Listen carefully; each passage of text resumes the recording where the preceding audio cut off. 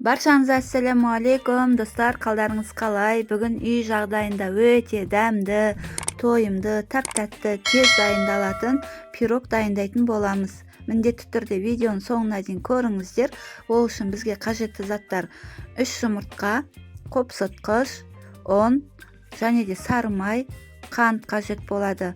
3 жұмыртқаның үстіне қантымызды салып, жақсылап қанты толықтай ерігенше араластыратын боламыз. Осылай вентиктің көмегімен немесе миксермен араластырсаңыздар да болады. Сары майымызды үй температурасында ерітіп аламыз. Ұнды міндетті түрде електен өткізетін боламыз. Бізде қанты толықтай еріді. Енді ерітілген сары майымызды құятын боламыз.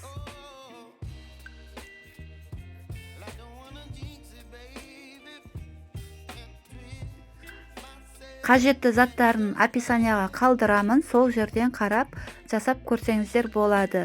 Тіпті кіп-кішкентай балдар да жасай алады. Өте оңай жасалынады, бірақ дәмі енді керемет болып шығады.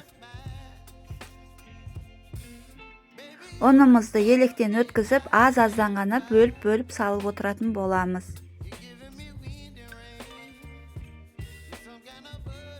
Арасына қопсытқышымызды салып араластырамыз.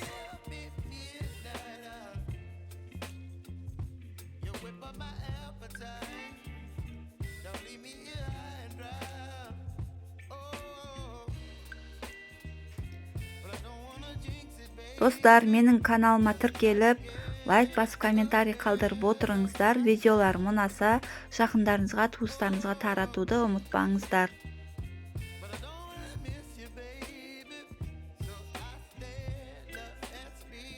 Толықтай араластырып болғаннан кейін бізде осындай қою масса шығады. Осы сәттен бастап духовкамызды 170 градусқа 35 минутқа қойып қоямыз.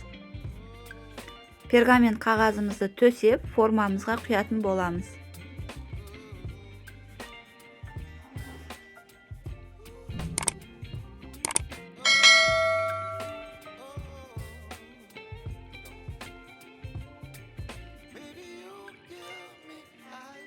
Бізде массамыз дайын, енді пісіретін боламыз. Бізде осылай пирогымыз пісіп шығады, өте дәмді болып шығады. Бетін кез келген қалауларыңыз бойынша әсемдесеңіздер болады. Мен сгущенка жағып, бетіне жаңғақ сеуіп қойдым. Ас болсын, міндетті түрде дайындап көріңіздер. Іші де піседі, қорықпай жасап көріңіздер.